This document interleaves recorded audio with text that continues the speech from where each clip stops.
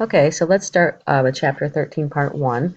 This is a little complicated because we're talking about red blood cells and the prevention of anemia, and there's quite a few nutrients that are involved in understanding. So just take a look. We're first going to look at the components of blood, where the red blood cells and white blood cells are formed, and then what's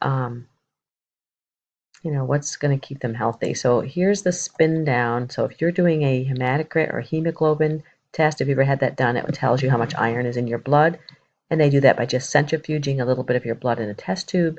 And then because white blood cells are more dense, they are on the bottom and they know percentage of what's in the concentration that should be adequate for a normal health. So they can tell if you're anemic or not. So that just tells you, like, if you have too little hemoglobin or too little iron, you may have a lower percentage of red blood cells. The white blood cells is quite small compared to the number of red blood cells, and the platelets combined with the white blood cells, and then the plasma is kind of a fluid, just the water that carries the nutrients. There might be some fat and so forth in the plasma. But we're mostly going to talk about white and red blood cells in this chapter 13. Um, so just looking at the list of nutrients that are going to be helpful, the first thing we're going to talk about is we don't want to lose too much blood. I mean, obviously we want to maintain as much blood volume as we can. So hemostasis, so hemo is the word for blood, stasis is trying to keep it consistent. So we are going to look at the nutrient that's important. You might already know what it is to prevent loss of blood. So this is a break in your blood vessel or capillary would lead to bleeding, which of course would lead to anemia right off the bat. So if people have like cancer, colon cancer, or if they have um, internal bleeding, this can lead to anemias as well, just losing blood. Sometimes you don't even know what's happening.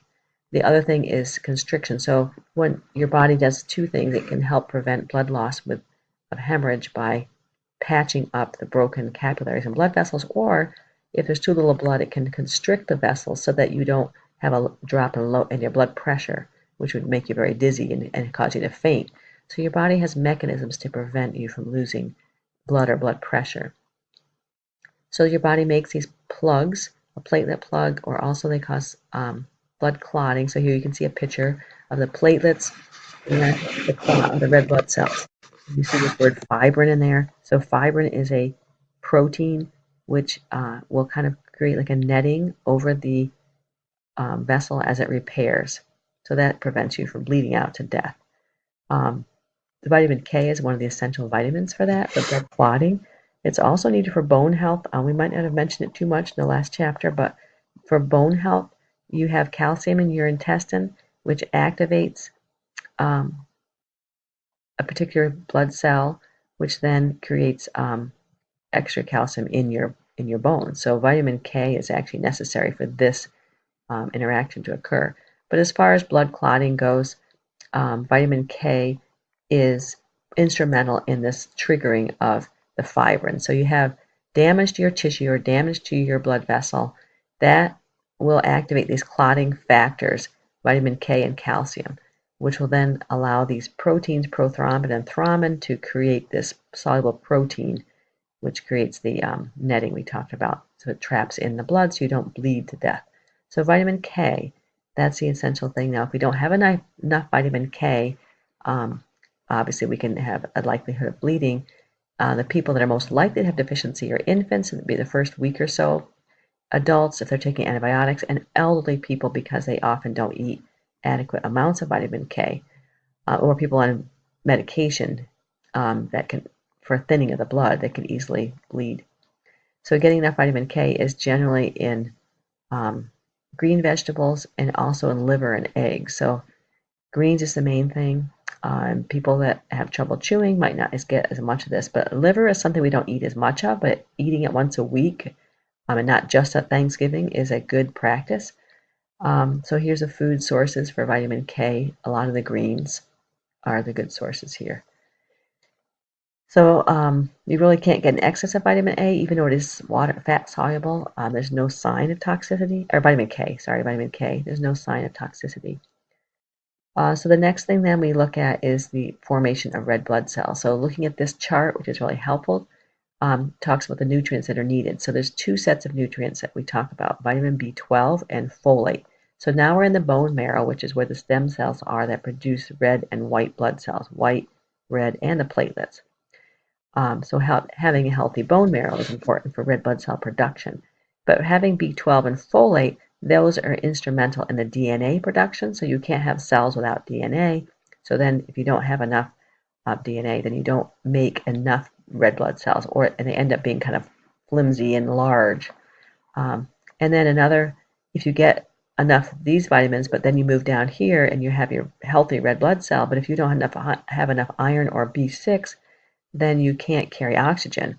You can't make hemoglobin.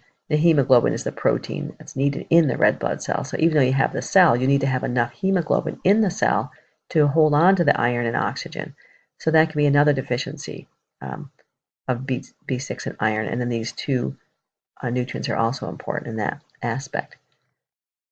So the erythrocytes, then the red blood cells, are going to carry oxygen, and they're also going to help remove carbon dioxide, the waste from your breathing. It contains a 4-molecule, each hemoglobin can carry 4 molecules of oxygen. So here you see that the hemoglobin itself is protein. It's 4 different protein strands attached together, which then incorporate the iron, which then incorporates the oxygen. So those are all essential. And if you have anemia, that just means you have either a low red blood cell production because you don't have enough. Okay, so we were saying that anemia can be caused by a low red blood cell production or low hemoglobin, or also destruction of blood. So you will normally see what's called normocytic and normochromic. So a normal color, a normal size, that's what you want to see for a healthy red blood cell. Sometimes you'll see that they're macrocytic, they're extra large, or microcytic, extra small, or they might be hypochromic, meaning not the bright red color you need. So here's a picture of red blood cells that are macrocytic. You can see they're quite large. And here are some that are microcytic and very pale. So these don't have enough hemoglobin. They don't have enough iron or oxygen to carry that to the body. These are lack of B12 and folate. They're made big, clumsy cells that don't divide. They can't divide properly, so they stay large, and they actually break down quickly and they can't hold as much oxygen because there's not as many of them. So those are two things that can go wrong if you don't have the proper nutrients. So underproduction, you could have too few red blood cells, or you could have destruction of the red blood cells. You could have a sickle cell where you don't, because of genetic problems, you can't carry enough oxygen, or you could have an infection that actually breaks the red blood cell down so you can't carry oxygen. So you can just see there's a microcytic and macrocytic. Those are two that we'll talk about, two types of anemia, and they're going to be caused by different nutrient losses. So here is another picture of that.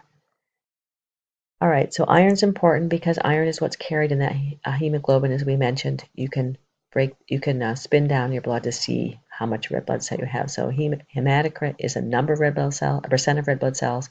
The hemoglobin is a concentration. So you might get either one of those readings, and then you can compare it to normal. And so iron deficiency anemia is one of the most common micronutrient deficiencies. Often pregnant women, women in general, people that have hemorrhoids or cancers, as I already mentioned, are more at risk. So the other thing is just looking at the fact that we can get iron from both animal and plant sources. So animal sources are called heme iron. There's actually something called a meat protein that helps us absorb those. So those are more absorbable than the irons from plant, even though there is iron in plant. So people who are vegetarian often are anemic because it's hard to get enough iron from non-animal sources. Vitamin C helps iron absorption. This is the meat protein I was mentioning that helps absorb the protein, or the iron, I'm sorry. And then that's tannins from tea, oxalates from certain vegetables, phytates from certain grains can actually interfere with iron absorption. And taking too much zinc or copper or calcium, they all interfere with iron absorption. So there are things you have to be careful if you're taking supplements not to take too much. But iron is generally in dried beans and meat, and some grains. Those are the main sources for getting iron.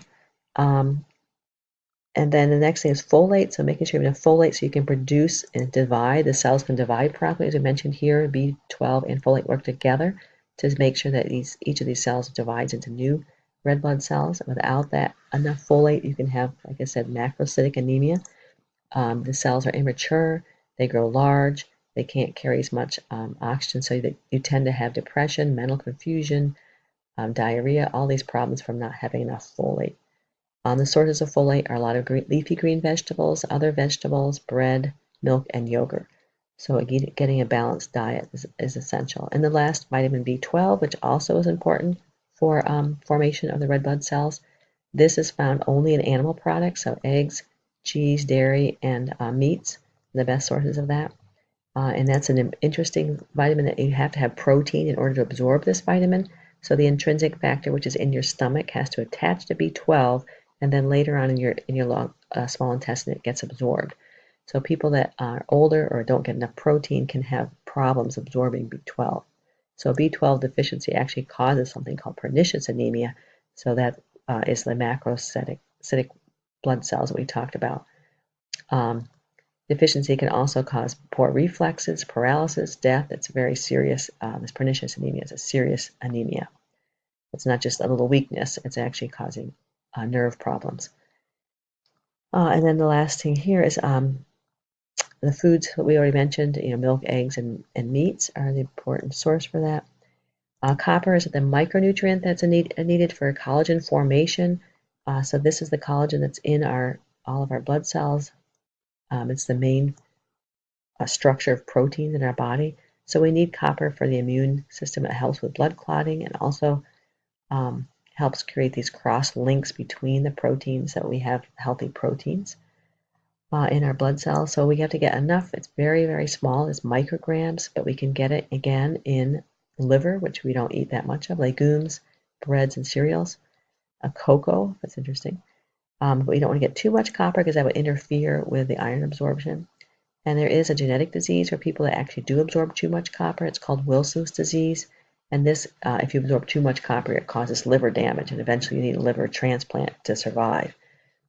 So those are the main nutrients then we've discussed is B12 and folate, B6 and iron, and then copper and vitamin C because it enhances the iron absorption. So if you are a vegetarian, it's important to get vitamin C with your iron sources. So hopefully there's a few review questions in this chapter, but hopefully you'll just remember the main picture of the production of these red and white blood cells from the bone marrow and what nutrients are important. And then just remember the food sources for each of these nutrients and a little bit about what will happen if you don't get these nutrients. Okay, thank you.